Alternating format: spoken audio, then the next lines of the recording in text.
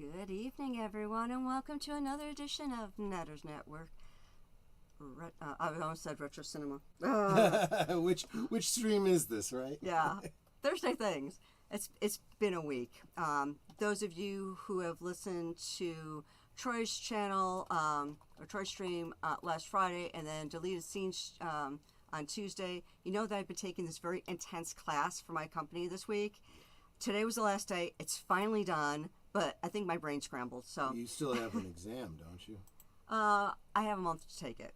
Okay. And it's like, I figure I'm going to fail it spectacularly, but that's okay. Oh, gosh. Before we get started and bring in our special guest, let me introduce my special co-host. You know, Myst, that guy at the end of the bar, the love of my life, Troy Pacelli. How you doing tonight, sweetie? And what are you sipping on? I am doing well. I am sipping on a Squirt Zero Sugar Grapefruit Soda because it's the middle of the week and I probably shouldn't be drinking booze. But I'll tell you, after this week, I sure feel like it. That's why this is right just 24 hours from now. Let me tell you. Are you sure? Only 24? Well, yeah, I might front load a little bit. Let's see, what was it? Didn't you have a drink on Tuesday, though? Well, yes, I did. I did. So you kind of cheated. I cheated a little bit because the week I was having, you know. Well, before we bring in our special guest, let's say a quick hello to the chat. So we had Keith Holmesley, who came in 4 hours early. I guess he was excited. Eager. Yeah, he was excited. We have, come on, wasn't it show? There we go. I don't know why my streamer hesitated. Lady Myst, saying good evening to everyone. Welcome. And of course, me putting in the link for Retroblasting. You Retroblasting? Yeah. CC? Retroblasting? There you go. Make sure you buy buy a get a cool shirt like that? Link up at the top there. Yes. Okay, we have Lady Myst. Big Al Presents. How you doing, sweetie? Connie Cleary. Why isn't this changing for me? It's like my stream here is hesitating, so it's weird. JPRPH1. How you doing, sweetie? Deleted Scenes. It's like he actually has time to come to my channel for a visit. We have Tim Hayes in the chat. How you doing, sweetie? Trying not to let my chat jump and still go through. Oh, then there's this last call guy saying hi to people. Hello. KBA said they're not feeling well, so they don't know how long they're going to stay, so I hope you feel better. And I know I saw Lester San Jose, the Skeptic Tank. How you doing, sweetie? I hope you're feeling good too, my friend. Yes, absolutely. And this Retroblasting fellow came in. Well, maybe we should say hi to him. Maybe we should. Let me hide that. Hi. Oh. There you go. So, ladies and gentlemen, I know that a lot of the guests that I bring onto my channel, you know, because they're regulars in the chat. Now, some of you may not know Michael with Retroblasting, which is why I brought him on, because I want you to know this fantastic YouTuber. I mean, Troy and I are both really huge fans, so we wanted to make sure that you guys. I mean, he's only got more followers than you and me and Deleted Scenes and Agent Boomer all put together, but maybe they don't know him. Do our people know him? Well, they should, with as much as I mention him on my streams. But yeah, you're right. You might not talk about him that much on Thursdays. And I do have pinned to the top of the chat the link to buy Retroblasting. It's not just these T-shirts. He's got all kinds of stuff there. I didn't ask them to do that. No, you didn't. And he never does it on his own channel, which is why we're doing it. Yeah. But it's like, I'm a failure in so many areas.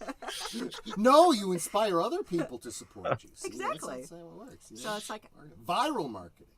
Let's get to know Retroblasting for those of you who don't already know him.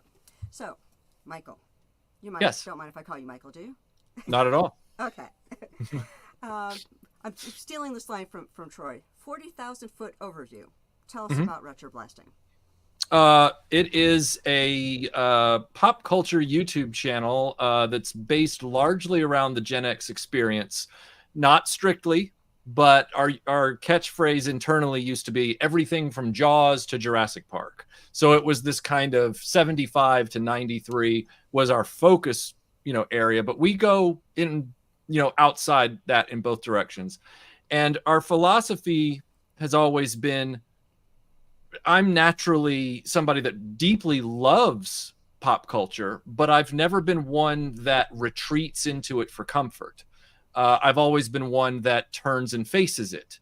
And that doesn't mean that I'm out to get it. It means that I'm out to understand it. And by understanding it or asking the hard questions, I then am able, I feel, to understand the broader entertainment landscape. I know I sound like Russell Nash right now, or I'm like looking for patterns in the pigeons on the quad, but it I have You I do believe have a I beautiful mind. my roommate's totally imaginary. I I I do have a track record of having accurately pinpointed some of those patterns when it comes to corporate think in the toy and movie space and other areas. That doesn't make me a genius. It just means that I've had to learn to live a life where I really pay attention because I'm naturally absent-minded. Um, I have no joke, unironically walked down the street with a group of college friends. This is a true story, Syracuse University. And I told them that, yes, I'm absent-minded, but I've been working on it and I'm getting better. And at that moment, I turned and ran into a parking meter. Oh, So, Wow. so it's been a part of my life to pay attention and really analyze Man. stuff. So that's why retroblasting is the way it is. And some people don't like that. A lot of people have liked it, but it's been a slow, steady climb. We didn't rocket to the moon. We Frodo'd up the mountain. So it's been kind of 12 years and we're just at 125K. So yeah. KBA said, ask Michael about his forthcoming homemade manga fan comic. He'll try to deny it, but we all know we're Oh coming. God. Yeah. One of the other things that we try to do at our channel, while there are stylistic things that we do that have been fairly consistent over the 12 years, like me sitting next to the table and all that kind of stuff, we try to stay curious. So we're not going to be the channel that only does Star Wars, G.I. Joe, Transformers, and He-Man. We've never been that channel.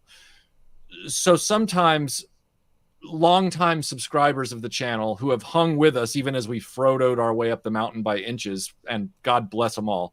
Thank you so much, all of you. They have noticed that retroblasting has gone through some what they feel are eras.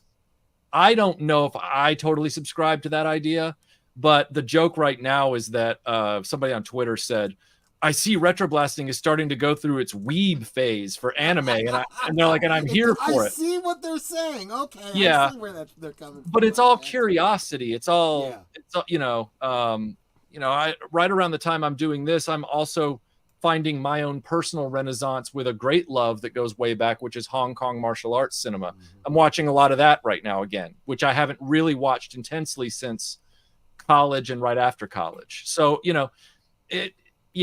I'm not answering this question very well, but You realize, of course, that your followers are kind of being observant and seeing the patterns in your channel. So yes, the funny part about their observations of eras, there are the people who believe they're just eras in general, and then there are those who, and this happens multiple times a year,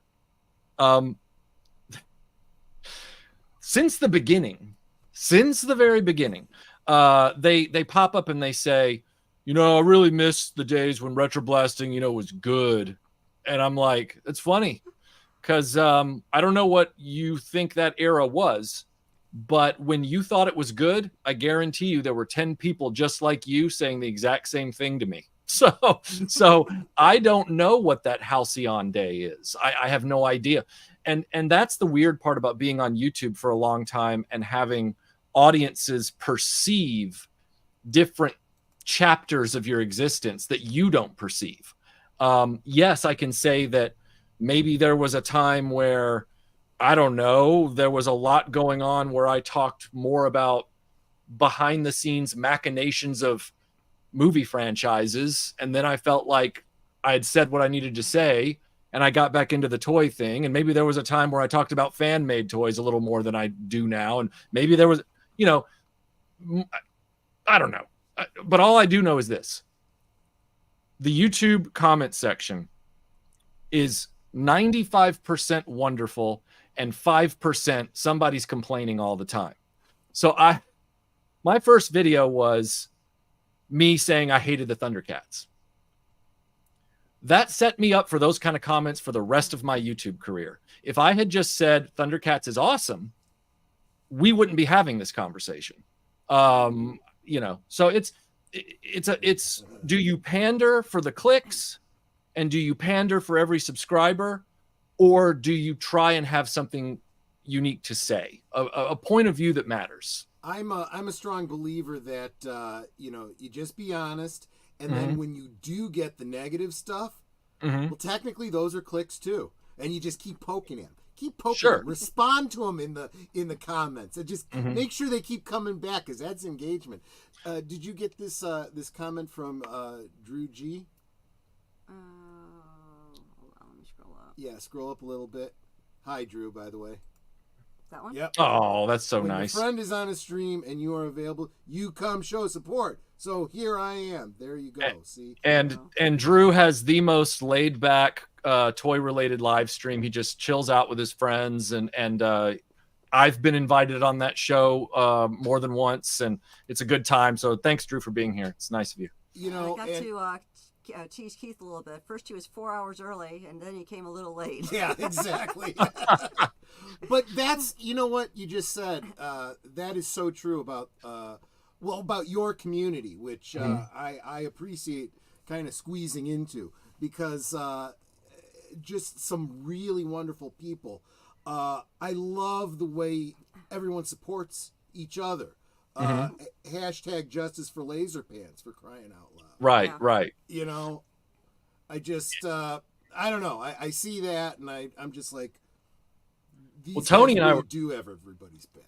Tony and I were talking about that the other day, and not to put too fine a point on it, but to put it in general terms. We were talking about it in sort of general historical terms, being on YouTube, and we were just kind of laughing to each other, saying, you know, back when we were going through a lot of our garbage with random people who just had it out for us, aside from each other, there was really no one to help us. And I was like, yeah, that's kind of interesting, isn't it? But like I've said to some people, regardless of what the perception seems to be, what I like about YouTube as a content creator is that there's a record of your receipts based on your content. Yeah. So like, it doesn't matter how many people say, because there are people who just want to throw out the narrative. Michael runs around and attacks people, other content creators on YouTube. And it's like, not really. Like, no, not really. And I love that track record, but I also love the fact that now there is this, I don't know how it happened. I'm not going to preoccupy myself with trying to figure it out. I'm just glad it did, which is that more and more people have figured out, hey, you know what? It's actually okay to analyze something and maybe find a flaw in it. It's actually okay. Doesn't mean you have to find a flaw, but it's okay if that person found a flaw and I don't think it's a flaw. There's a growing number of people who are starting to be okay with an authentic voice. They're okay with putting themselves out there and saying, yeah, you know, I didn't like that movie. And I'm okay saying that. And that's what we need more than anything, you know? Yeah, a little bit of honesty. Real quick, Nate, you know, don't worry. If we said something about being like, we're just playing around here. You know, you show up when you can. Yeah, we were actually teasing one of the other guests because he came 4 hours early and then still ended up coming a few minutes late. You can always VOD anytime you want. PJ, welcome, PJ. Good to see you, my friend. Yes, Netter, Retro, and Troy.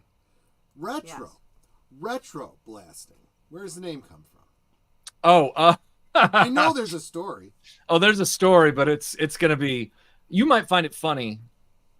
because it's so disappointing. It could almost it could almost be a punchline in a British comedy. Like it's you know how British comedies they say that American comedy is about the main character being wittier than everybody else and kind of getting the best of other people. Sure. A British comedy is everybody getting the best of the main character. And the main character never, like Life of Brian, you know, or something like that. Yeah, Faulty right? Towers, that kind of yes, thing. Yeah. Faulty Towers, another great example. So the way Retroblasting happened was we were trying desperately to come up with a name, and we couldn't think of anything. And I originally uploaded the first videos to my what's now the Patreon YouTube channel. Because I'd had that channel for quite a while. Oh, right. The private list. Yeah, the private one. And the original edits of the Thundercats videos, and I believe of the Voltron videos, if I'm not mistaken, they're floating around on a hard drive somewhere, but they start with the name Hi-Fi Sci-Fi. And then we found out that there already was a Hi-Fi Sci-Fi. I see. And we were like, oh, well, good thing, because we were doing our due diligence to try and figure that out early. So we were like, okay, well, yeah, pull that down. We'll try and figure something out. So I had these videos that I was sitting on. I had the Thundercats 2-parter and I had the Voltron 2-parter. And I was sitting on them. And Melinda was like, have we come up with a name yet? And she was calling me at work. And I was like, meaning I was at work, she was at work. She's like, have we come up with a name yet? I'm like, you know what? We just need to go with something. I don't know. I mean, and at the time, retro as the beginning of a name had not been overdone like it is now. So that's my only regret, is that I didn't know retro fill in the blank was going to then become a thing. So I was like, you know, otherwise, but I'm glad I didn't make it like toy something, because it gave us that versatility. So I just said, you know what? You know, this channel is going to be about firing first, because the whole visual was Han shooting Greedo in the original cut of Star Wars. I thought, you know, let's just go with Retroblasting. Let's just do that, Retroblasting. We looked it up, and I see the connection. Yeah. Okay. Yeah. So it was a last minute ditch thing just to get the channel started, so we could register something. And then we did find out right before we did that, there was this long defunct pinball history website or something that was called Retroblast something or another, but they had literally not been active for like 7 years or something like that. Okay. And so when we looked up the trademark laws and stuff, we were like, okay, well, we're probably safe to get in there and do this, and we have been, and we're trademarked and have been for many years. So you know, we're fine. That website never came back. But yeah, see how lame a story that was? No, actually, I found that very interesting, and I wouldn't have made the connection, and I should have done, but I wouldn't have made the connection. Like my Saturday night retro cinema. Yeah, right. Well, no, that's the thing. That retro fill in the blank is now a thing. There was right after we got started, like about a year later, somebody showed up as Retro Toy Room and retro this and retro that, and I just, you know, I felt like George Lucas with the land speeder blob. I was like, oh god, I'd give anything to go back and change that, you know. Exactly. You know, but it's okay. And then Hasbro had a copy with their retro line. Right. Now, occasionally you will have guests on your show. So if you could have anybody, who would be your big get that you would want to have as a guest on your show? Aside from you guys. Well, I think she's meaning like even beyond the YouTube sphere. I actually think I know who we might say. Well, besides Kylie. I was gonna say, I see that picture right there, that picture. Yeah, the Kylie Jedi photograph. Yes, painting. Yeah. Okay, so Netter was just looking over my shoulder on the SAT, and she stole my so my second choice after that, let's see. Well, this isn't out of left field for me, but it might be out of left field for people like watching the channel, as far as like until I explain it. I would love to have Shelley Blonde as an interview. Now, Shelley Blonde is a British voice actress, and she's also formerly an on-camera actress and comedian, and she is the original voice of Lara Croft from Tomb Raider. Oh wow! Wow. And she only did the first game, which was, I was there for it. I was there in '96. Loved that game. Loved her voice. Loved everything about it. That's why when I played that game originally as a senior in high school on the Acer Pentium 60, I originally thought, wow, this character could totally be played by Kylie Minogue. Like, this would be perfect. Yeah. Well, she's still like rocking it over in the UK, doing all the BBC promo bumpers and ITV commercial bumpers and stuff. And she does a lot of, and she loves her association with Tomb Raider. And she and I are actually friends on Twitter. So we actually talk and trade DMs all the time. It's not like, oh, somebody follows me, but they never talk to me. She's like I would love to have her on Retroblasting and just interview her just about her craft. Like her Tomb Raider stuff has been done to death. It's been mined, and that's great. I would just love to have her on and just talk to her. I think she'd be so cool to talk to. Sounds like a good video idea. Maybe you should make that happen.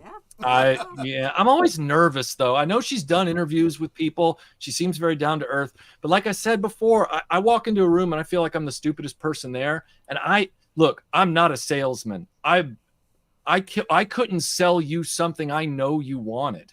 As a matter of fact, I know, right? But notice I didn't sell it to you. Coffee's for closers. Right. Oh, I would have been terrible at that. Glengarry Glen Ross, that's my personal HE Later double. on, I got a story to tell you about that. Okay. No, later on. Like Okay. Yeah, so I'm a bad salesperson. So I don't ask people because I feel like I'll ask other YouTubers to be on. I'll do that all day because, again, we share each other's success. We can help lift each other up. But when it comes to people who already are doing stuff and they have a living and they're established and everything like that, so Conrad at Movie Oubliette is a master of this. He can get anybody. Like he can literally get anybody. It is incredibly charismatic. Yes, I mean, I swear that guy probably could walk up to Kylie Minogue and be like, hey, would you mind being on my Movie Oubliette show? And she'd be like, sure. He has that magic. Actually, though, I honestly think a lot more people are like that than you realize. I mean, being open to, someone inviting them and saying, hey, okay, yeah, sure. Right. That's why I say you if you have contact to her, go ahead and shoot off a message and say, hey, would you be interested? Sure. I mean, that's how I got that Michael French guy at one time that I was so nervous to talk to. Well, come on, that's how I was. Well, but you have that personality. You have that good charisma to ask. I don't. Look how it took some guys over here in the chat saying you should talk to Michael. He's good people. Let me put this in perspective for you, Troy. I want to be as real as possible here in the most self-deprecating way I can, but it's real. This isn't an exaggeration. It's pretty much you to a T, so go for it. Right. Okay, here we go. The reason that I get nervous about asking people for whatever is because I'm also the person who quite literally has said, wow, that first wave of G.I. Joes looks really bad. And all I had to do was say that, and I've got people literally telling me in private messages with, sock puppet accounts, I'm going to troll you until the day you die. And I'm like, oh, I'm never asking anybody for anything. Like, there's something about my personality with invisible ink on it that's like... Okay. See, I tend to compartmentalize because I take stuff like that and go, these are a bunch of nobodies on the internet. Who cares what they think? But yeah, if somebody somebody that I really admired said that to me, then maybe I might feel absolutely. You are absolutely right because you have the look. Intellectually, I know that I'm living in a feedback loop of feedback loop of hangups. I know and I'm trying to get past that, because even Melinda reminds me all the time. She's like, "Sweetie," she's like, you now have 125,000 subscribers. Yeah. You could ask people and not feel totally embarrassed to do this kind of thing. Like, meaning you don't have any real reason to feel like you're wasting somebody's time out there in the space, you know? Yeah. Barring somebody like, you know, Harrison Ford or something like that, who wouldn't do that anyway. But you know what I'm saying? Like, there are people who are like at the mega level, and, you know, but yeah. So, but, you know, I mean, and see, that's where I've gotten a lot of great feedback from like PJ from Orville Nation, who's here in the chat. You know, he's like tops at that. Reaching out to, you know, what's the worst they can say? No. So he reaches out to this, you know, Orville celebrity, you know, someone who's been on the Orville, whatever. Hey, you want to be on the channel? Yeah, sure. I'll be there. I'm not doing anything. You know, because that's where a lot of, I'm starting to realize this more and more. There's celebrities are just people that you happen to see because of the job that they do. And they have downtime, and they're not doing anything important, and you know. I'm always shocking Troy when it's like, I'm going to ask this person to be in my channel. He goes, you can't ask them. I'm like, why not? Worst they can do is say no. Or we'll be out somewhere. It's like we were someplace, and I was like, I think I'm going to ask for a discount on this thing because I forget what the circumstance was. Yeah. He goes, you can't do that. I'm like, yes, I can. The worst I could do is say no. You know? And I got the discount. Yeah. I got like $200 off of the thing. Yeah. Look, these are mutant powers that I wish I had. Really. Like I do. And I admire people like you and Troy and other people that I know, like Conrad, who are able to do that. I really am. There's just this, I don't know if it was the nuns in Catholic school or something that made it very clear that I was nothing. I still like shirk back anytime someone hands me a ruler, you know. Oh yeah. Oh, but the funniest thing, and this is such a weird detour, but it came to me, and I'm just going to say it real quick. You went to Catholic school too, right? Yes, I did. Don't you love it when, I know this has happened to you because it's happened to me.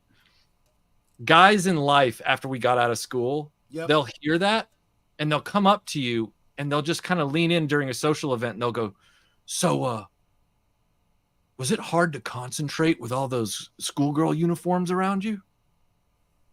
And you look at them and you go, no, that was just the grass at that point. Like that was just the landscape. Exactly. Like there's no, like. No, you're right. Because I mean, every girl in your class was dressed in that exact same outfit.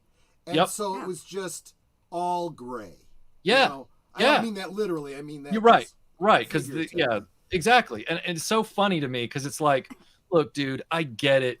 You saw a Britney Spears music video a few years ago, and now for some reason you can't get it out of your head to quote Kylie Minogue. Let's be honest. The actual I'm just speculating. No. The actual school uniforms and the, Catholic schoolgirl uniforms are not the same. No, they're not. They're not at all. It's in my mind at least, it's as different as, the Easter Bunny outfit and the Playboy Bunny outfit. Right, Dude, right. That different, 100%. And yet at the same time, I just look at him and I'm like, really, dude? Like, really? Yeah. Anyway. And see, I would be, if I saw like Netter in one of those outfits, it would just transport me back to Catholic grade school, and I'd be like, okay, I am not in the mood anymore. Well, but what you've just revealed is that if she needs to get you into a compliant, fearful state, she now knows what she has to do. She can prey on your PTSD. Yeah, probably. No, just do it the easy way. Honey, you wanted this toy, right? Yeah, you're gonna take care of this first. Then she's my enabler, but she also knows how to manipulate. Now here's the funny thing. I'm actually kind of shy, but I got chutzpah. So it's like, it's a weird combination. So there's some things I'm really shy about, and other things it's like, I'm going for it. And there's no issue. And it's like, there doesn't seem to be any real rhyme or reason for when my shyness comes out and when my my chutzpah comes out, and Mhm. it's like you don't get anything unless you ask. Yep. So it's like So Yep. you've raised a huge dichotomy here. You are, like I said, a bigger channel that we Mhm. really respect and admire, Mhm. and you were talking about how when you first started 12 years ago, you had a 9 to 5, and now Mhm. this is, Mhm. this is what you do now full time, and yet you're saying that you have that oh no I can't what it's like, how do you reconcile that? I think I reconcile it because the only talents that I really have are never giving up and working. I just work all the time. Like Melinda says, I'm a workaholic. I'll turn anything into work by accident. She thought I know what you really mean, yeah. it just happens like that. It's the worst mutant power to have. It's like, hey, Wolverine can never die and you can control the weather and that person can teleport. What's he good at? Working all the time. Oh, that sucks. Like um I I was trying to work on my DeLorean and keep it maintained back when Melinda and I met, and I had successfully kept it maintained. But the myth is true: to keep a DeLorean roadworthy, you're working on it all the time. Like it's a, Mhm. and I finally ran into a problem where my bravery was not enough to solve the issue. And I was getting very frustrated. And Melinda said, basically, you need something else to do. This is not what I want you. This is not relaxing for you. Yeah. And I was like, well, all right. So she said, you should start this YouTube channel. There's a little more to that story than that, but that's basically how it went down. And then, 6 months in, she's like, this was supposed to be like your rest thing. And now it's like a Now it's job. work. Yeah, And I'm exactly. like, well, I'm not actively trying to make it a job. I was always Yeah. told, put everything you have into something if it's worth doing. Well, so she tried to find me another diversion. So that diversion ended up, I've, aside from occasional Tomb Raider games that come out, I've never really kept up with video games past Sure. a little bit in college. Like, Yeah. I think after Zelda Ocarina of Time on N64, unless it was a Tomb Raider game, I really wasn't buying games all that much. So Melinda just got this random idea without consulting me. She just bought me a PlayStation 4 one day with Okay. like all these games. And she was like, here, I want you to like do something to decompress. Well, okay. So like a day or two later, it's like the weekend. I decided, well, maybe I should play one of these, I guess. Like, it's not really whatever. So I start playing one. And then, of course, Melinda comes downstairs, eats her breakfast, goes and does something, comes back at hour 8. I'm still sitting there. And she's like, what's going on? I'm like, this is the thing. When I get into this, I'm going to beat this game. And she's like, you turned a video game into work? And I'm like, yeah, so No, it was a challenge.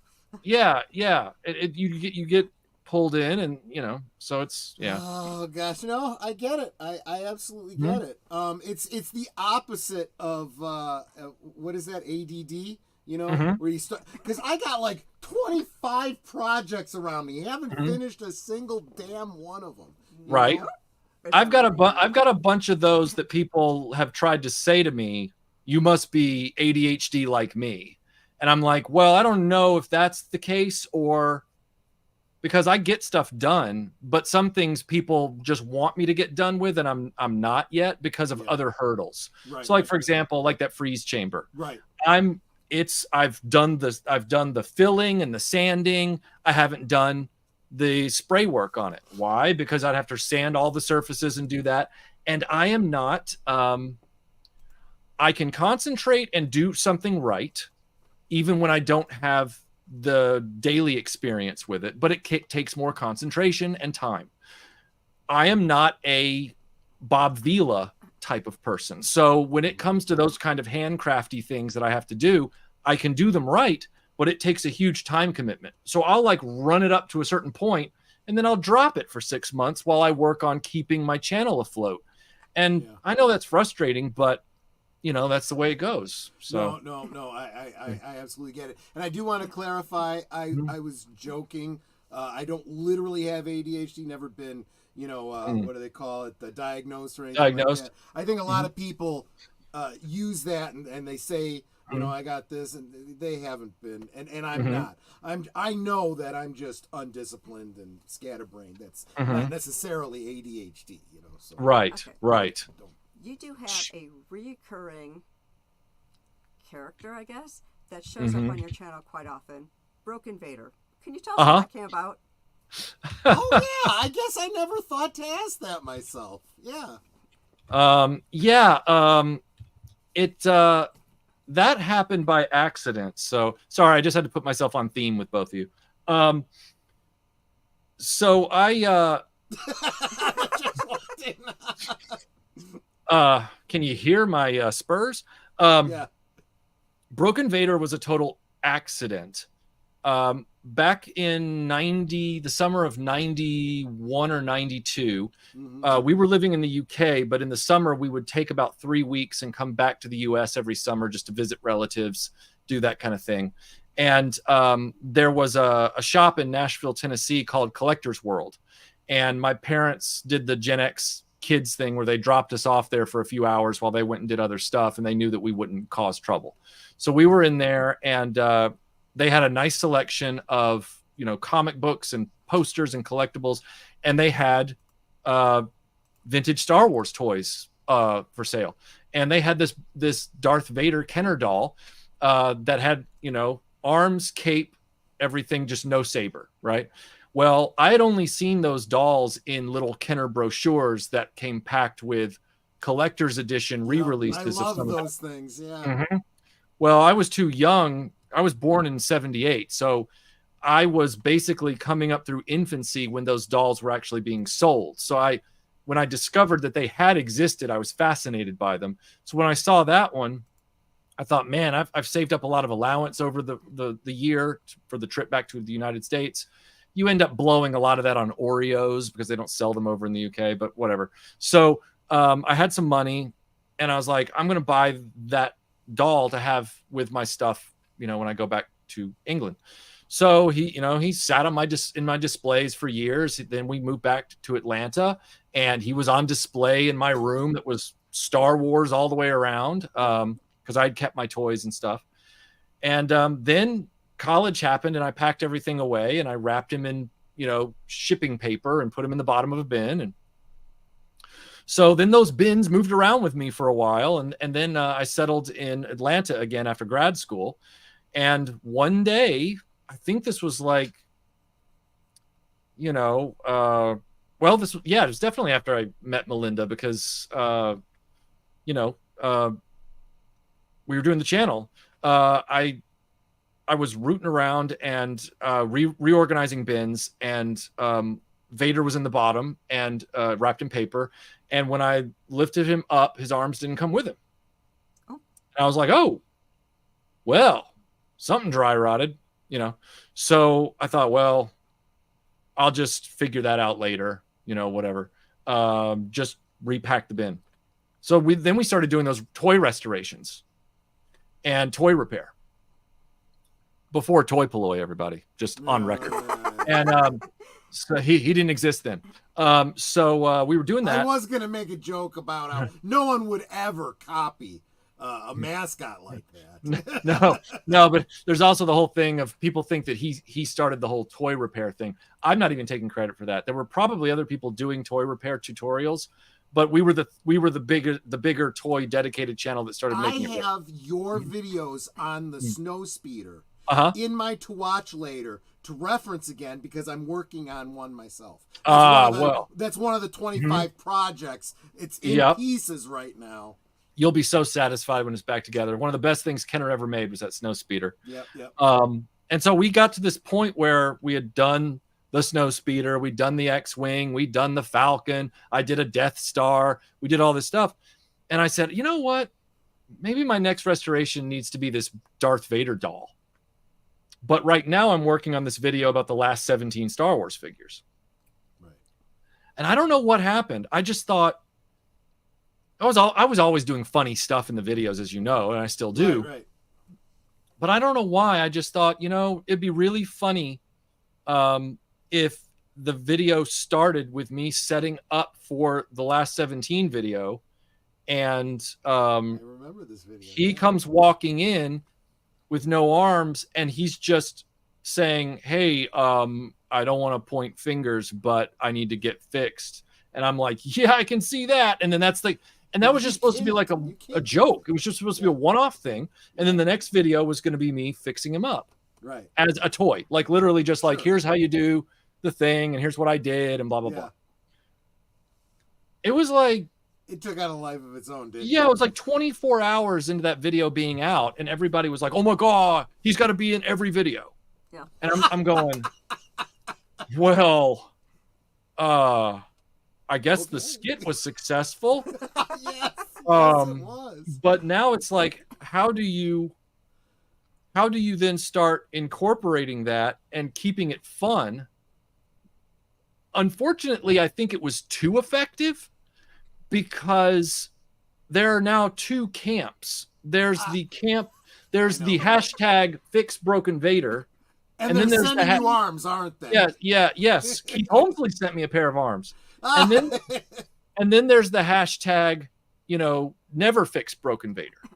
There you go. And I'm sitting back and I'm looking at it from my screenwriting background, which is when Lois and Clark finally get together, the show has no momentum anymore.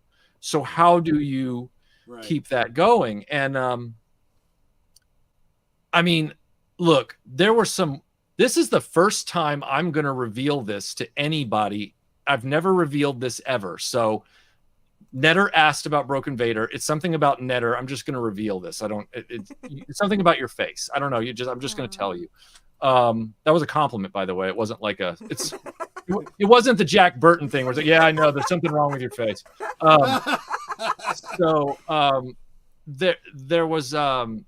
There was a time where I didn't want the joke to get old about, like when I would throw the book down, Farewell to Arms, in front of him, or when, I'd say, can you get your arms around this? And he'd hit me and stuff like that. And it was like, I don't want that joke to get old. So I thought, well, maybe I need to start thinking about avenues to take this evolution of this character. And at the time I had this really wild idea where he was going to get so mad at me about something that I can't even remember what it was now, because I never wrote it down. I just had, I was noodling on it. He was going to get so mad at me about something that he was going to be quaking in his boots down in the toy room, because this was back when we were in the previous house. And while he was sitting there just expressing to himself that he was going to get revenge, it was just going to pan over, and there was going to be this Boba Fett doll from the 70s just laying there still, because see, all the other toys are inert, right? They're all just toys. And the Boba Fett doll is going to be sitting there, and you just keep hearing Broken Vader mutter in the same shot because he's been panned off camera. Right. And then the last moment was going to be that Boba Fett doll just turning to look like what's going on, and then it was going to cut to black. Well, then the pattern after that was going to be, it was Broken Vader and naked Fett, because Fett had no accessories. He was just Fett. Like, and remember how many accessories that doll came with, yeah. Right? I never had one. I wanted one, but yeah, I remember. Right. Yeah, I never had one either, but I had one when I've been collecting since. So the joke was going to be that Vader would, of course, discover that Fett had somehow, he was mobile. He was sentient or whatever. But the gimmick is that this Fett character couldn't talk. So like Broken Vader could talk, but he had no arms. Naked Fett couldn't talk, but he had mobility, right? He had extra mobility. And Vader finds out that Michael is trying to get all the accessories for him to complete Fett, which are all weapons. They're all weapons. Right. So Vader's like, ooh, if we can trick him into getting your weapons back, we can dispatch him once and for all. So in the meantime, we're going to have all these hackneyed attempts, kind of like the Coyote trying to get the Roadrunner. We were going to have all these hackneyed attempts for Vader and Fett to coordinate to try and like knock me off, right? And the gimmick was that I didn't know that Naked Fett was alive. Makes so sense. Yeah. only Vader did, right? And that never went anywhere because we moved, and then the architecture of our space changed. And I also just thought, I don't want another Star Wars toy, whatever. And then eventually, without me realizing it, part of that idea turned around and became the Kylie doll thing because you know, only Kylie only interacts with him. She doesn't interact with anybody else.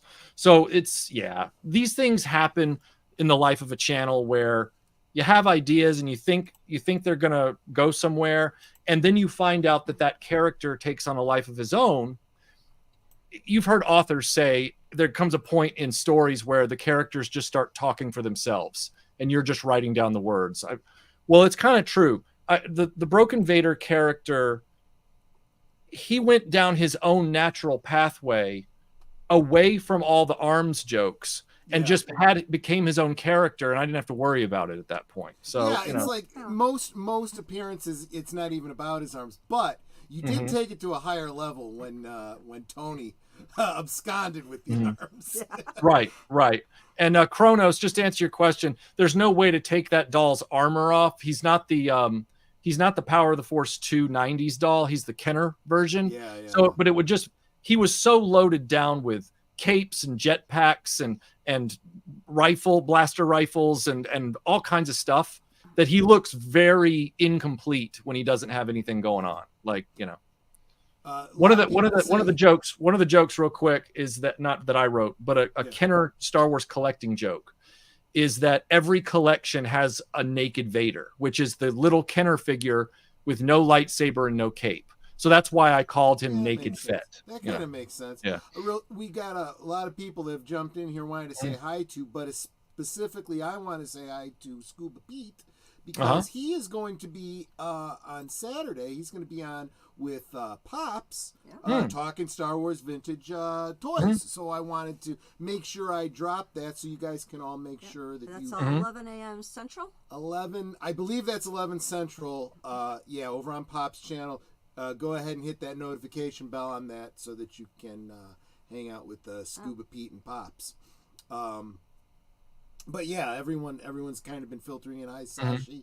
How are things going in the future there? Good to see you. I was like, I've been keeping up with my hi sweeties in the chat. But yes, you have. I didn't want to disturb the flow. Exactly. Oh, sorry, I'm talking too much. Please. No. No. Netter and I have said since the beginning, since she started doing this, we've come to realize that the best guests are the ones that just keep talking. Oh, excellent. All right. Well, we have had guests that don't say a lot. Draw them out. You got to draw them out. And so tell me about Broken Vader. Yes, exactly. You remember that time you did that thing? That was great. And then Netter's leaning over to Troy. We're dying here. No, that's absolutely true. At the end of the stream, she's like, I'm so glad you were there. I didn't know what else to ask. I could just come up with questions all day long. I'm just, You can ask me anything and I'll have an answer. And it'll be too long. All right. So just, it doesn't even have to be about the channel. No, see, because I'm like, you know what? I still want to get a double date with you and Melinda so that, you know, we could talk like, how'd you guys meet and what's your history and stuff. But, you know, I don't want to do that on a stream like this. You know, sure. I want her here. You know? But that reminds me of Melinda. Yes. Is she just your enabler, or does she have the same enthusiasm for these different toys like you do? That's a good question. She as a former art student, she loves the aesthetics of the toys. She loves the craft that goes into them.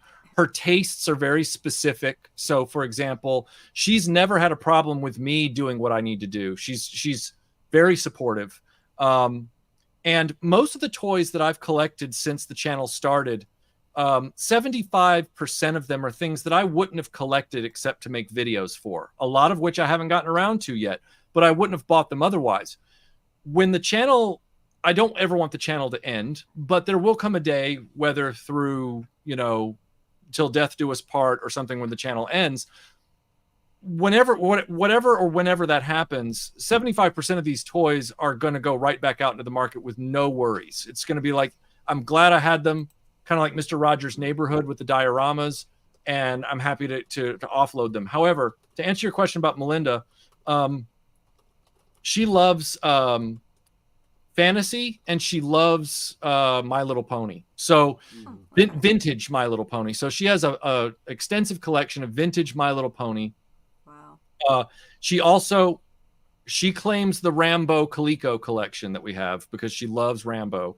And she also has a few oddities that she loves. So, for example, she told me a while back, she said, I don't ever want you to get rid of the Filmation Ghostbusters. I was like, oh, okay.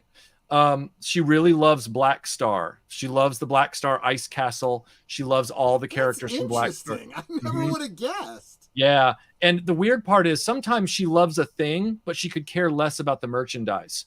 So as an example, she loves Super Dimension Fortress Macross, which is what Robotech was based off of, or adapted from. She couldn't care less about those Matchbox action figures and rare playset. She's like, look, I love the transforming Bandai Takatoku mechas that eventually became Jetfire. She loves those, but because she loves Japanese robot toys. So as an example, she loves Voltron, aka Beast King Golion. She loves that toy. She loves that whole thing. But as far as like plastic little characters with like a play set and janky vehicles and stuff, she's like, yeah, pass. I'm like, okay. You know? Now I got to get you something else for Christmas. It's Troy's fault that I like dragons so much. When he used to play D&D, he had all these different dragons that he bought for a different scenario, and he couldn't figure out which one he wanted. And then I kind of adopted them, so they became mine. So I've got this huge 2-headed dragon. I've got this small one that I have on my computer that's like, I think it's porcelain. It's holding a book because I love to read. So, it made sense I had a dragon that reads. And so I've got all these different dragons of different sizes that mostly I've glommed from him because he doesn't use them for his D&D anymore. He needed them for like one scenario, and that was it. But he bought like 5 or 6 of them. Like, mine now. Yep. And hey, you benefited. She responded really well to Daenerys Targaryen, pretty blonde girl who likes dragons. Okay, I'm all over that. You know. Yeah, you benefit from his apathy on occasion when it comes to merch. Go for it. I mean, exactly. And yeah, I mean, I sometimes I see, oh my gosh, you went out and you got all these figures for this video, and I'm like, tax write-off. If only it ever exceeded the annual basic tax write-off that you can whatever, which we've never gotten there yet, which is probably a good thing. But there are some that I have plans to do the video retrospectives at some point and then offload those toys because I have no real want for them. The infamous example I always use is Cops and Crooks from Hasbro. I hate them. I've always hated them. Didn't like them in childhood, never owned one, didn't have any desire. But I find the cartoon interesting, so I wanted to do the video, but they're sitting in a box 3-4 years running now, waiting for me to get on the stick and do it. So, yeah. See, and that's something else I wonder, if you buy toys and you use it as a tax write-off because it's your business, but then you turn around and sell it, then that's considered income, and then you got to pay. Right. It's fine. I mean, I get to unlock the value of some of this stuff back. Most videos aren't gonna. I admit, I'm the greatest businessman in the world because I've come up with the ultimate formula. You spend about $350 on toys to make about $40 back on the video. I mean, I'm gonna write a whole book about it. It's a great plan, but sometimes every now and then, some of those videos do eventually make your investment back, and it's fine. It's the intellectual exercise for me. Anyone have mask toys? I mean, I have mask toys. I mean, you can't see them, but they're on that third shelf up back there, and then I got the Boulder Hill over there, and Yeah. Sashi says, being Asian, I was bewildered by the blowback of Uzaki. It's common for women to be small of stature down here. My mom was 4'9". Yeah. That is ridiculous. For those of you who need context for that comment, there's a Japanese animated comedy called Uzaki-chan Wants to Hang Out. It's hilarious. It's one of the funniest things I've ever seen, live action or animated. Just strikes my sense of humor, really hits my funny, lane. Yeah. And apparently there was all this controversy, dumb controversy, because she is a very short college age girl. They're all in college. She's a short college girl, but she's like 4'9" or 10, something like that. And people were like, "Oh, people aren't built like that. There's no way that she can be that short and yet that blessed," I guess is what you would say. And I was kind of sitting back saying, that's not true.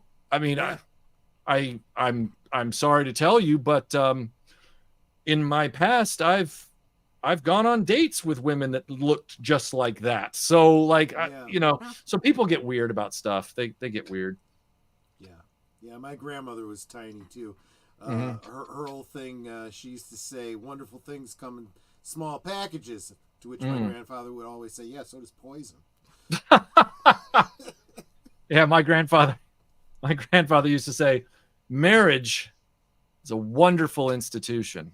And then he would pause and he'd say, "But who wants to be part of an institution?" Well, there you go. I mean, yeah. Well, that means Troy's been institutionalized for almost 32 years. 32 years. Yeah, let me tell you. Yep. It's well, I did say, till death do us part. I said, one of us is going to have to die. And so neither one of us has died yet. So we'll just keep going. Keep going. Yep. But anyway, so, okay. So you have been plodding along. How did you put it? Like Frodo up Mount Doom. Yeah. There was no rocket to success. So what do you see up that hill from here? What are your big plans? I've always maintained that I believe a YouTube channel's only real roadblocks are anything YouTube makes mandatory on you. In other words, YouTube changes the game every now and then. Do those shorts. Right. Do those shorts. We didn't do enough research to tell you that we're breaking your channel by telling you to do that. Right. Which you have to figure out and then wait 8 months of hard work to reverse the damage. Always easier to destroy than to create, right? So what I look for right now is, as you guys know, and other people in the chat might know, I have staunchly refused, even after I took this thing full time and left my corporate job in 2019. Even after that, I said, I'm not going to put mid-roll ads in my videos. Right. I won't do it because I work too hard on my videos. I script them, I edit them, I shoot B-roll for them, I do basic effects when I need to. I put a lot of time into my videos. I don't want those videos broken up by ads. And one of the reasons I don't is because, one, YouTube keeps telling me, "Oh, you're leaving 34% more revenue on the table if you don't." And I'm thinking, yeah, and I bet that means you're burying me in the search results as well. Possibly. They won't tell you if they are, but they are. And then the other reason is it destroys the experience for the viewer. Right. Because when I'm on the treadmill once a week, because I just hate cardio, when I'm on the treadmill, I can't find a video channel anymore where I can just run out a long video that doesn't break for an ad every now and then and make me almost face plant trying to hit the skip button on the phone while I'm, speed walking.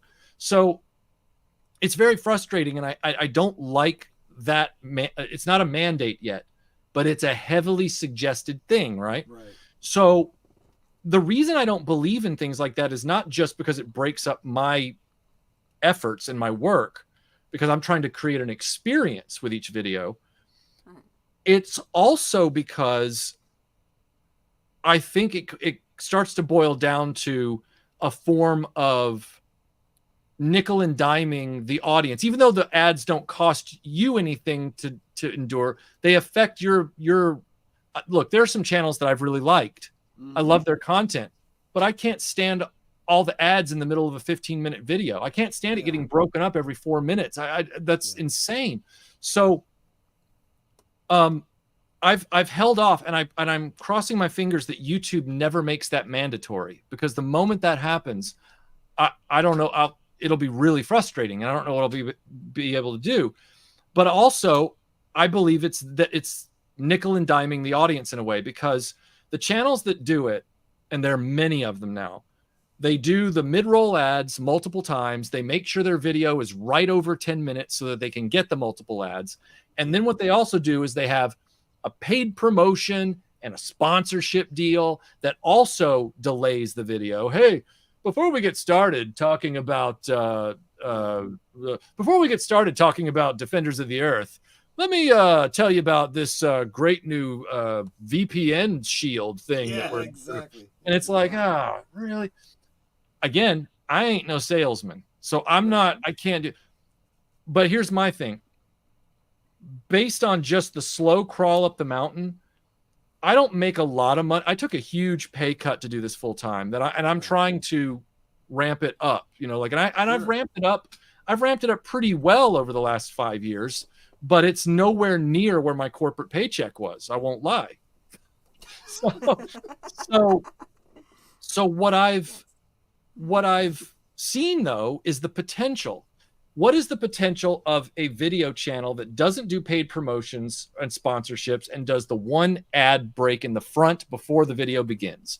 Right. It won't do ads in anywhere in the video itself, and maybe YouTube drops an ad after the end, but I don't care about that either, because it's after the video's over, right?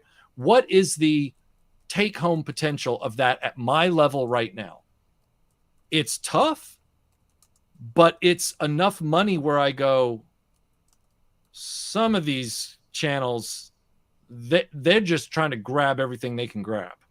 And I feel like I can win the day as far as my long-winded answer about the future of the channel.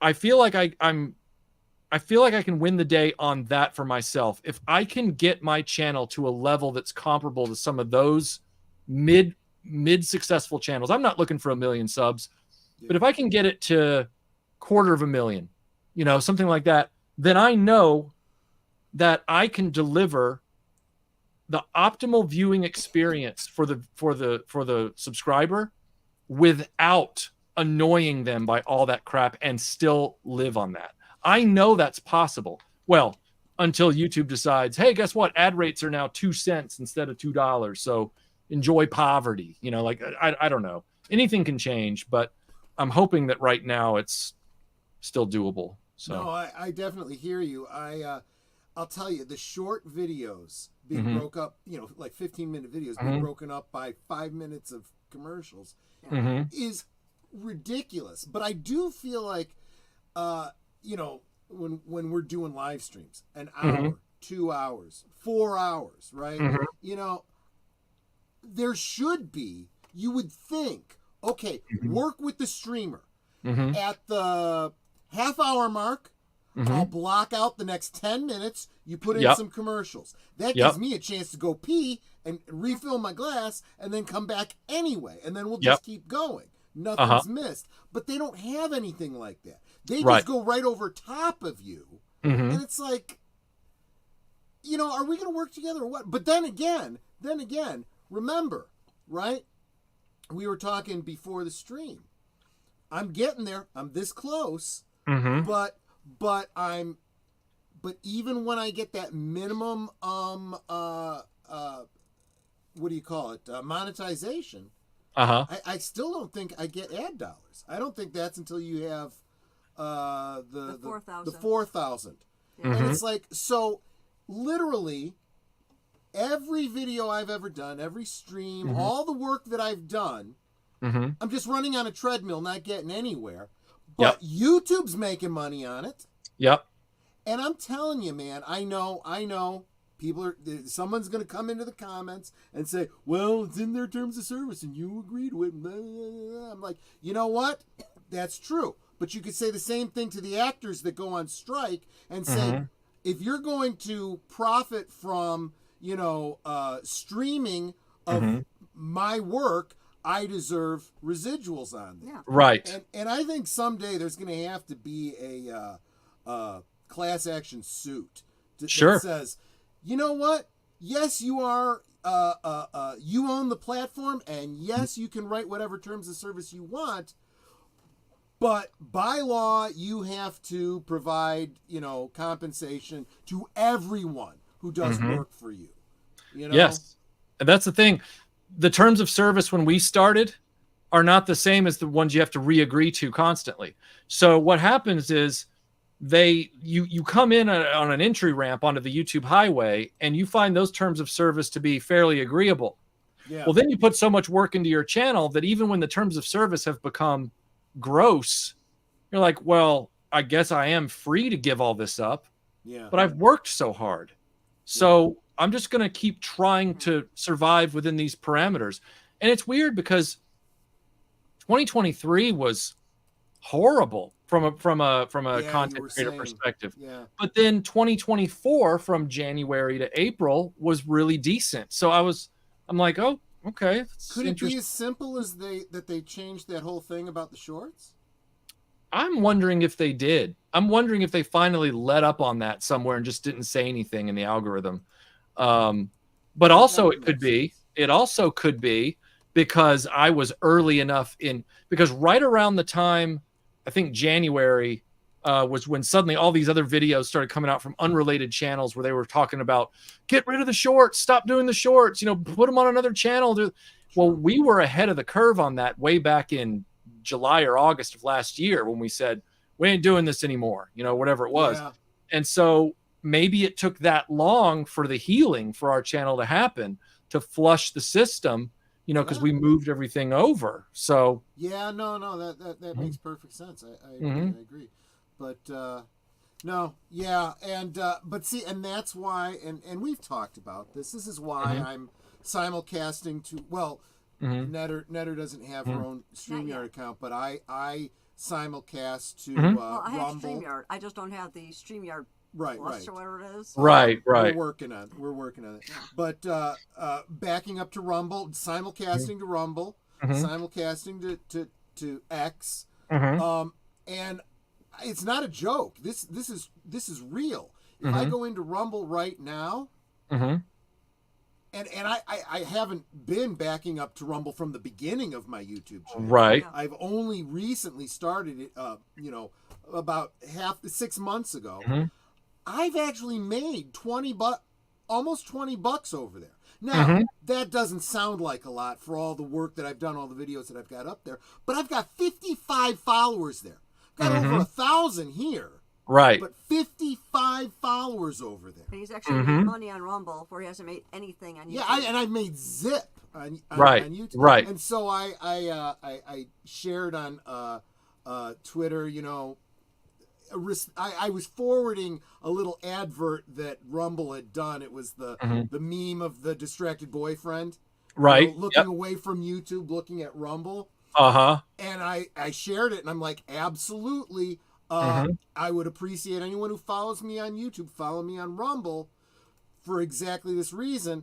Well, you know what happens when you share something for Rumble on Twitter? Rumble forwards it for you. And so does one of their management X channels. Forwards it for you too.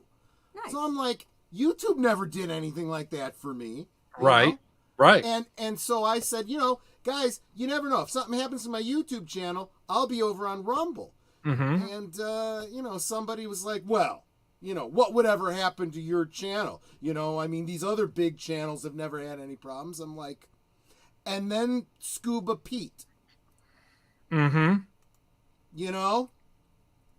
This is why you diversify. Right.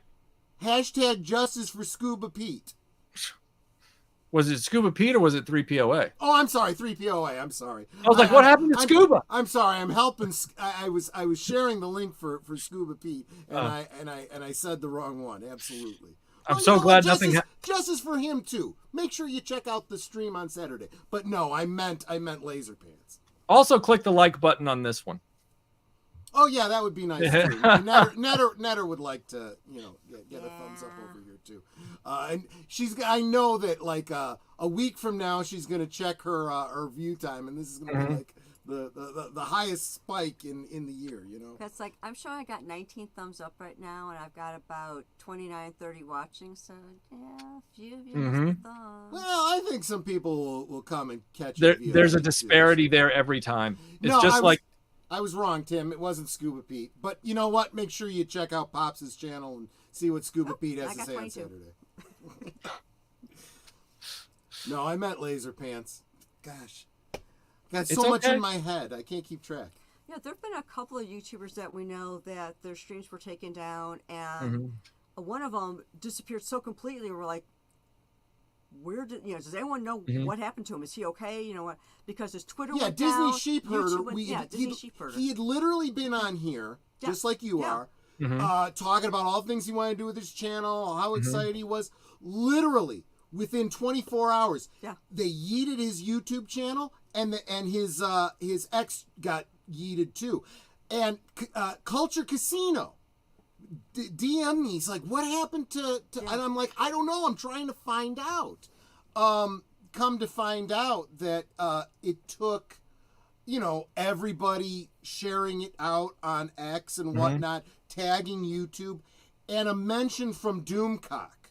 Doomcock got involved, and YouTube straightened it out. It was a Google thing. Right. And I'm like, this can happen. Just you gotta diversify. Sure. But 100%. By the way, do you have a Rumble channel? I think I've told this story before. I went over there when they were really new, and I was because I do have a bit shoot. I don't post things there unless it's like an emergency, because I only post things there when the YouTube system gets gamed by somebody, so that but like I went over to Rumble, and I was gonna start mirroring my channel over there, because Rumble will just pull the videos there for you into the they don't do that anymore. They can't. YouTube throttled them.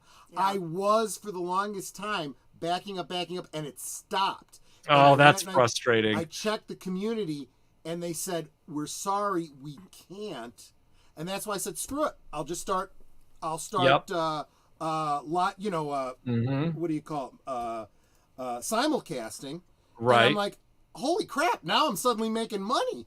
That was what stopped me there, was because it wasn't that I was unwilling to do the Rumble thing. It was that you get to that point in the application or login process or set up your account process, and they're like, which pay structure do you want, or which tier? It's a tier, and each tier has different details of different pay structures, and it is written in such a confusing way that I was like, well, this one's free, and it says it gives me the exact same benefits as the one the lower paid tier, and then there's the higher paid this is weird, and I just backed out. I was like, oh, you might look at it again. There are some functionality that YouTube has that they don't have, but they've improved a lot just over the past year, so it might be worth checking out.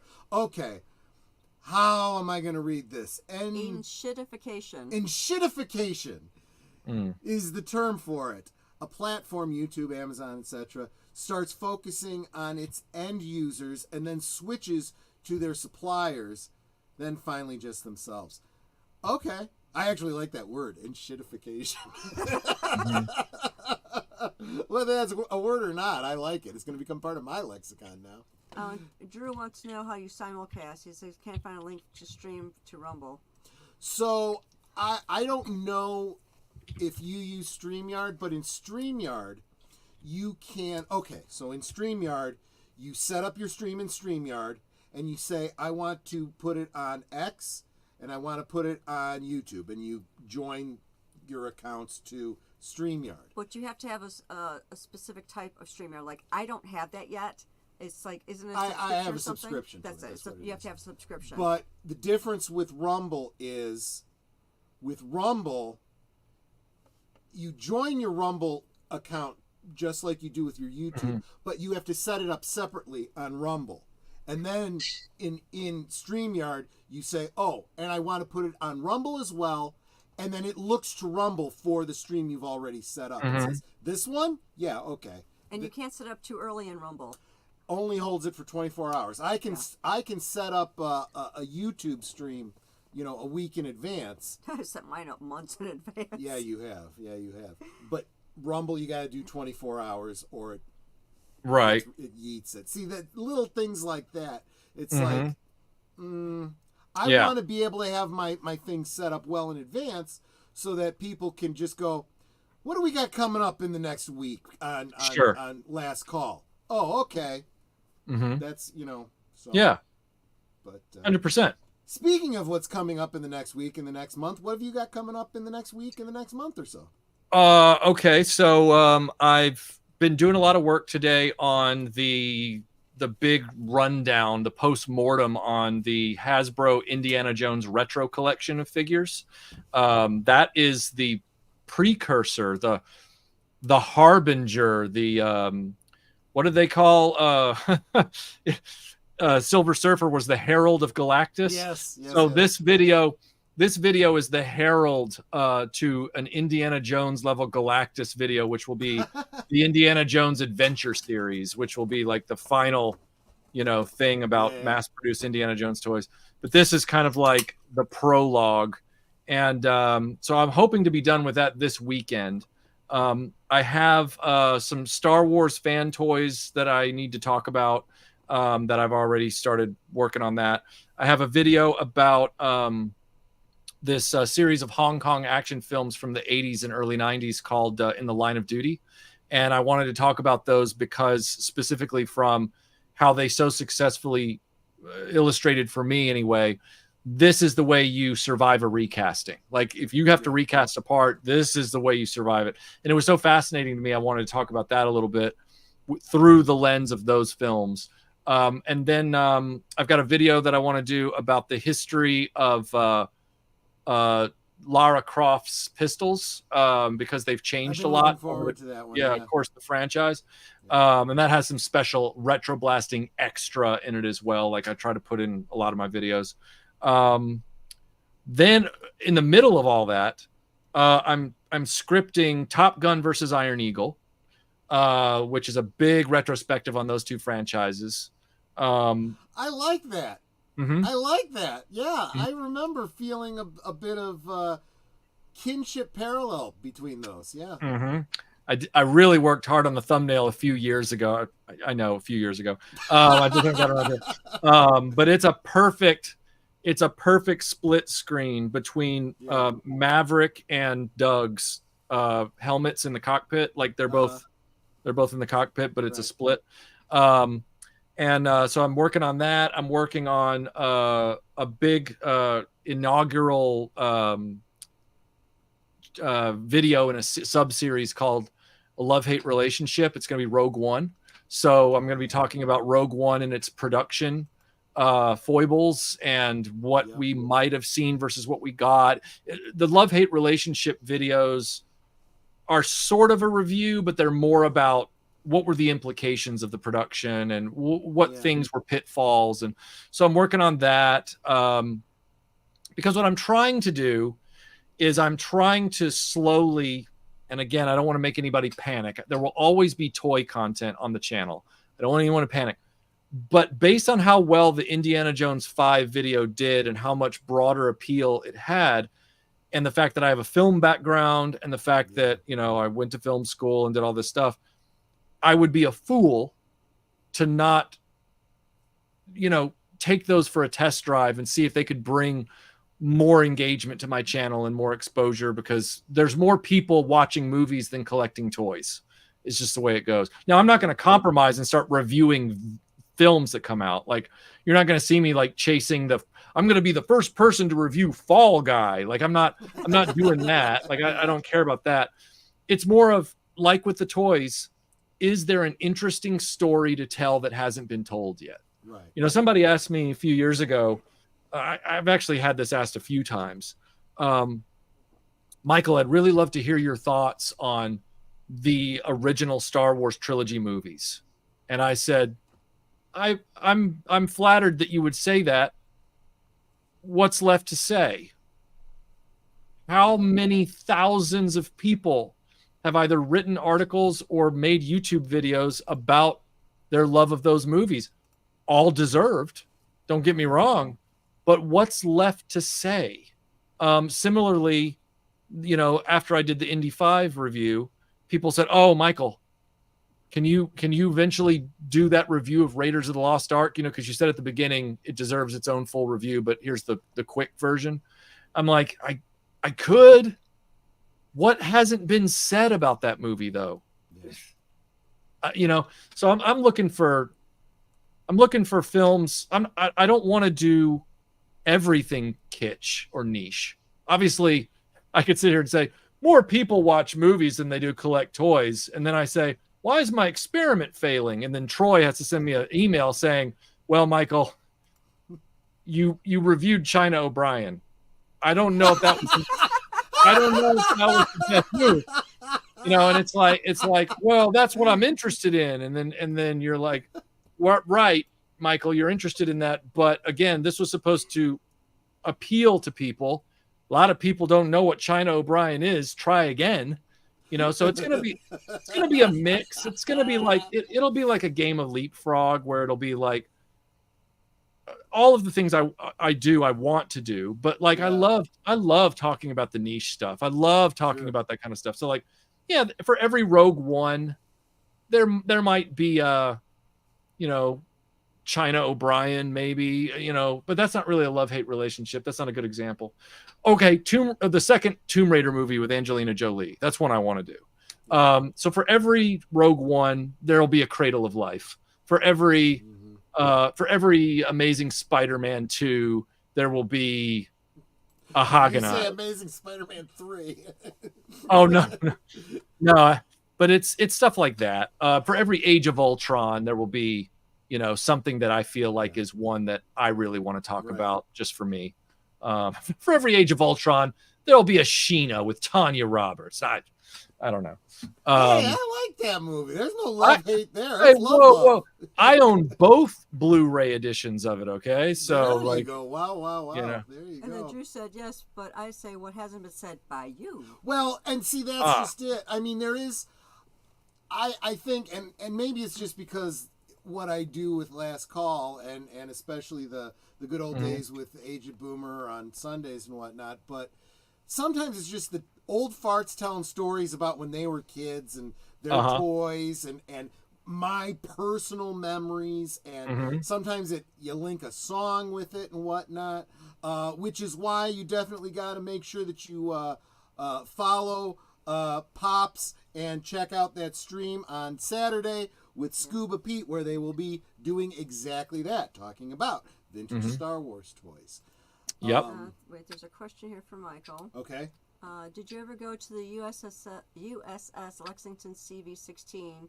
Because the F-14 they have there is from the first Top Gun movie. Oh, I did not know that, but I will now put that down on my bucket list of things to do in America. So, yeah, thank you for letting me know, Jesse. That's very cool of you. And Samuel Proctor says, someone who watches your non-toy videos exclusively at Retroblasting, I wonder if your followers that wouldn't go away if you left the toy side? Oh, toy side. Okay, that's why. Okay, toy side. Don't know about anyone else though. Yeah, that's what I'm trying to do. Is I'm trying to ramp up the non-toy content because I truly feel after the Indiana Jones 5 video got the results that it did. In other words, even though it got off to a slow start, it quickly ramped up, and so the juice was worth the squeeze on that one. You know, the 3 months of time. Very few videos that I'm going to do about movies are going to be 4 hours long. Hopefully none after that one. I don't have any intention of doing something that long in the future, but you know, an hour 15, if it warrants it, you know, something like that. The second time I dabbled in that format right after Indie was with that very infuriating Evangelion anime series. And that video didn't do well, but I think it's because the algorithm assumes the identity of your channel and thinks it knows what your channel's all about. And so it only pushes those the algorithm on YouTube is not as smart as YouTube likes to claim it is. So if they were smart to get more ad revenue in front of people, then they would actually look at the hashtags that were put in the description and say, oh, this says hashtag anime. We need to push this to people who watch anime videos and who watch Evangelion videos, because goodness knows there's a ton of those on YouTube, right? But it doesn't do that. It just pushes the video to Retroblasting subscribers, and then it dies, and then they're like, oh, must not be a video worth promoting. So it's very frustrating sometimes. But yeah, I'm moving into that area of trying to do more pop culture content that's not toy related. So I'm still going to do toys. I'm still doing toys. Don't panic. But I just want to do more of the other stuff as well. So no, absolutely fair. Absolutely. It's like I know there's been a couple of vids where you've actually gone around your house and shown all of your different collections and everything. Those were fascinating videos. It's like, oh, thanks. Well, I think you almost had more toys than Troy. Well, people have been waiting. They're like, Michael, when are you doing part 3 of the update? Because I did 2 parts of the toy update. I haven't done part 3. And it's like, well, one, that room is trashed right now because I've got 4 projects for videos laid out in it. But the other reason is it will be the 3rd time I will have gone through there and shown people those cases. I kind of want, I have a vision. I want to redo some of those shelves with stuff I've never displayed before, so that there's new stuff to see. So I got to get to that. So just, for everybody who loves, there are people out there who are just addicted to other people showing off their display rooms. That's their thing. Show me your display. Show me your display. Yeah. 3 months later, show me your display again in a new video. And it's like, oh, God. Show me from a different angle. Show me with different lighting. Yeah. So it's coming. I just have to get through Indiana Jones Retro, Indiana Jones Adventure Series, and then the bulk of that room will be clean, and I can do that. So there you go. Stay patient. Yeah. I just want to, before we go any further, I know that Deleted Scenes is chomping at the bit. So as soon as you leave here, everybody, make sure you get over to Deleted Scenes, where he will be doing his Thursday update. He'll be talking about where you can find him throughout the weekend. And did I mention on Saturday you should get over to Pop's channel, because he's going to be on with Scuba Pete and talking about Star Wars toys, and you should definitely check that out on Saturday. Absolutely. Kind of skipped something, didn't I? In between. Oh yeah, Friday. Come have drinks with me on Last Call. I don't know yet what we'll be talking about. I haven't even put the stream up yet, but I am definitely going to be drinking. I am going to. It's ready. I need it. I'm not going to get like Ricada, or anything like that. So, but I'm definitely going to mellow out a bit. So. And then on Saturday, over right back here again, we're going to be watching Dunkirk. Yeah, it is the anniversary. And Retro Cinema. We are going to get historic here. I'm going to share some stuff with Troy's you going to be the subject matter expert because he's a big history buff. So when we do shows or movies like that, I let him run the gambit because he just loves history, and I know he's going to be pointing out a few things that are inaccurate about it. Because not a lot. There's not a lot. Well, the beach was a little empty. Well, yeah. There's over 400,000 people on this beach. Where? Yeah. I own Dunkirk because of the Spitfire footage and the very well done behind the scenes featurettes. Yeah. I was not terribly impressed with Dunkirk as a movie. I thought it was well shot, but it was the needless Christopher Nolan time skipping thing, and then also kind of annoying, yeah, and just the, like you said, the empty beaches and Yeah. the It's like, look, sometimes a little CG is fine, you know. yeah. I Although some of that Mhm. Spitfire, I don't know if you saw a lot of the behind the scenes on Mhm. that. So you know about the one fighter that he did that was an RC because Yep. they couldn't get something that hmm looked right. You know But the one about the one in the water where they had to salvage the film from the IMAX. oh, I didn't know that. Yeah, I'll be talking more about it on Saturday. But there's Mhm. that scene where the plane's going down in the water and the pilot, you know, he's Right. got water coming in, he's trying to Mhm. get out. The plane was going down faster than they expected it to, and the Oh. IMAX camera Uh-huh. filled up with water.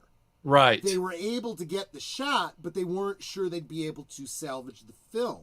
So Oh. the camera guy used some old technique where he kept the film wet Uh-huh. until they could get it back to, I don't know where they had to send it to. Was it London or somewhere for processing? Uh-huh. And they basically had to do the equivalent of a restoration, but by keeping it wet and in water Uh-huh. the whole time, they were able to keep the shot. And I was like, man, that's pretty amazing. Yeah, because if you let it dry out after it's been soaked, it'll ripple. The film will ripple. That's The what it is. celluloid. That's what it is. The thing about it is, as you know, I'm a huge World War II history Yes, I buff as do. well. With my area, as Obi-Wan would say, that's my speciality.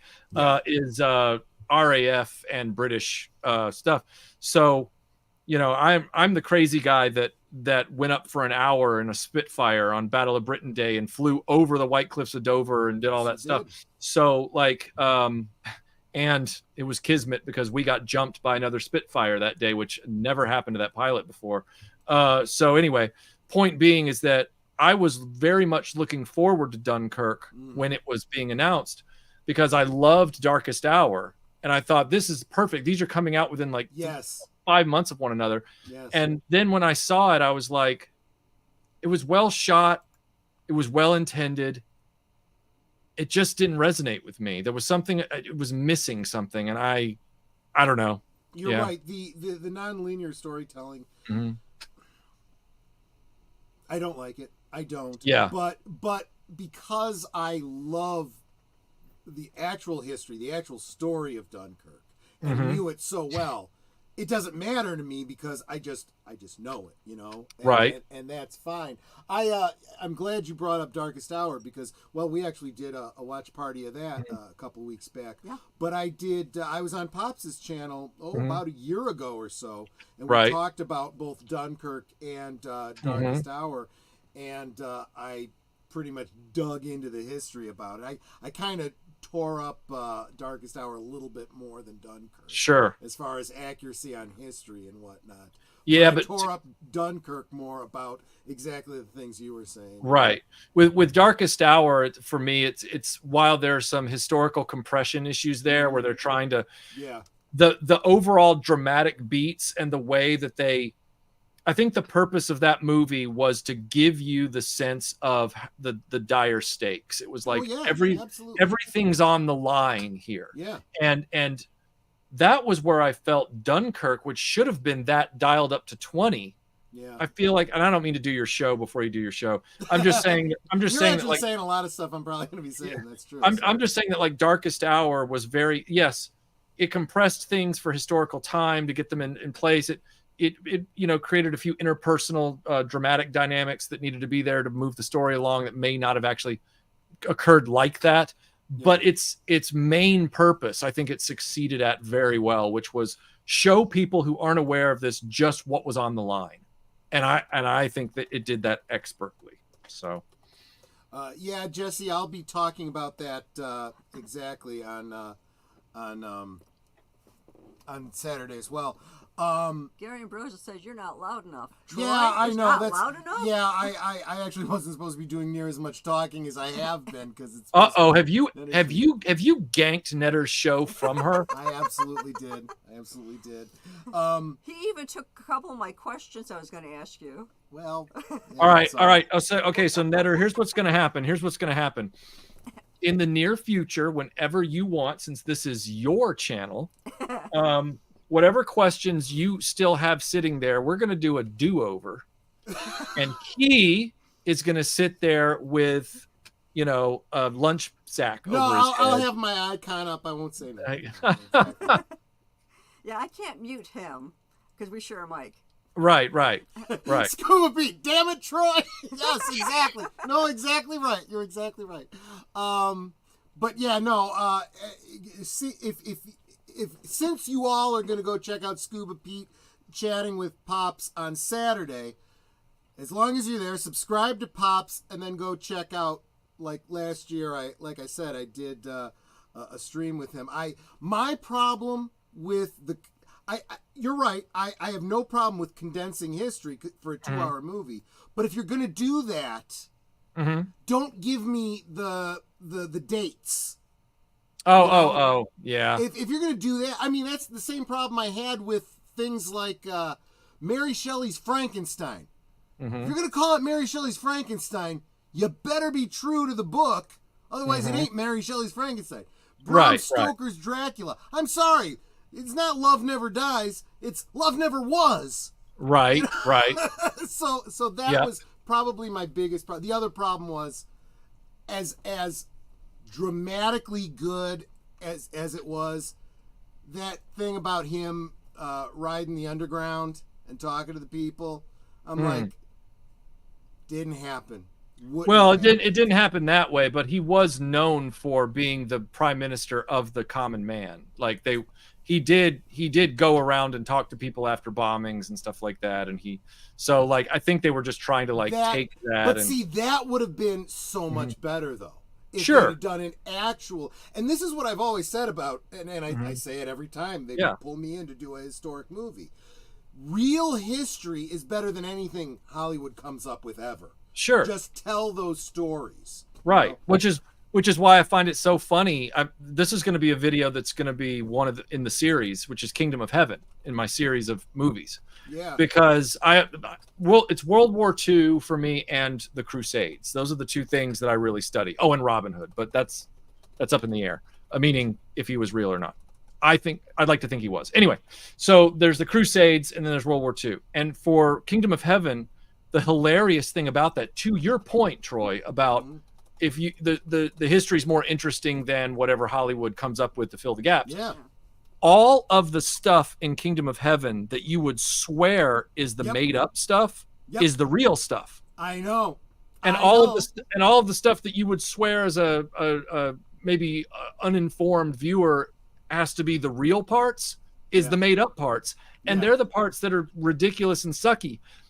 But the parts that are like the most, like you would think, oh, that's got to be Hollywood. It's like, no, in this story, that's actually the stuff that happened. I don't know why they bothered to do the other stuff. What? I've seen a number of times where whatever the thing is, they dialed it back, and the director or whatever will say, well, yeah, the real historical event was just so outrageous, no one would have believed it, so we dialed it back. I'm like, well, you should have just gone with it. Because nowadays people, you know, will talk about it online, and someone will go, oh, that was just unbelievable. And someone will say, well, actually. So what's your next question, Netter? So Troy, what's coming up on Sunday? Sunday is all deleted scenes all the time. Make sure you check out Western Cinema Presents at 3 Central, 4 Eastern, with him and Jedi Bill. Unscripted, also on Deleted Scenes channel at 7 Central, 8 Eastern. And then immediately after that, Age of Boomers channel for Geeky Geezers, where we will bring you the update of the geek news. Looks like a lot of it's going to be gaming again, so that'll be all Boomer. He'll tell us all about that stuff. In memoriams, of course. I'm not sure that we have one this week. You know, knock on wood. Lou Gossett Jr. Louis Gossett Jr. we had done weeks ago. Oh, did you? Yeah. Okay. I saw somebody put in the chat. That's why I was like. And then, of course, we'll end our weekend with Deleted Scenes, The Other Side of Midnight. a little after 11 Central, a little after midnight Eastern time. Monday is a very special double feature for us because Monday night at the movies will be a Back to the Future double feature. Watching Back to the Future 1 and 2 with special guests, deleted scenes, and Jedi Bill, because the following Sunday, a week from this Sunday, on Western Cinema Presents, they will be bringing us Back to the Future 3, where I will be special guest with them. So you'll get all three of the Back to the Future films in the span of a week. And I'll be there too. Oh yes, and you will be there too. Don't forget me. I would never forget you. You just you did. make all of this work. And I don't mean that in a Jar Jar Binks kind of joke. Don't go there, people. And then Tuesday over on Deleted Scenes, we'll be watching yet The last final episode of season 2. Yes, of Twin Peaks on Sparkwood 21. Yep, live from Sparkwood and 21. And who is your guest next week, Netter? Oh, my guest next week is a reoccurring guest. He's been on, I think, twice before. Don't say Deleted Scenes. No. Tom Conkle. Oh, awesome. Tom Conkle. Good people. Yes, and we'll be talking about his movie Island in the Stars. Yep, we'll get an the update fundraiser on how that's coming along. I've seen him posting some updates on X, but I think it'll be great to touch base with him. So Yes, there we absolutely. So, Michael, any final words? No, as a matter of fact, I've told everybody too much about everything I've been doing to the point of boredom. I probably put most of them to sleep. So I would like to give the final moment to the host of this channel for the evening. Netter, please have the final word here. I usually do. Of course, I want to remind everyone to make sure that you are sub to every member of the panel as well as every member of the chat. And if you think you're sub, please go back and double check that you're still sub because YouTube. And also, please make note of the link that I have pinned to the top of the chat for Retroblasting merch. You know, like this one here. I like my ponytail is like bouncing on my shirt here. There you go. Retroblasting merch. And there's more than t-shirts. There's a bunch of stuff. Go check it out. You'll love it all. You'll want to buy it all. And with that said, we can talk amongst ourselves, and that's all well, good, and fun. Wait a minute. Deleted Scenes says, I'm everywhere. YouTube will be mine. Okay. We can talk amongst ourselves, and that's all well, good, and fun. But it is so much more fun when you guys are joining us in the chat. And you're dropping your comments, questions, trivia, being goofy, whatever it may be. And it doesn't feel like we're separated by miles or continents in some cases. Hi, Sashi. It feels like we're all hanging out in the same room, enjoying each other's company and having a great time. And you guys, you know you're not just our friends. You are our family. We love you guys, and we appreciate you so very much. I mean, you can be anywhere right now, and you're here, encouraging all of us. So thank you so much for being here. Thank you for being a part of our family. We hope to see you tomorrow night over on Last Call. But until then, good night.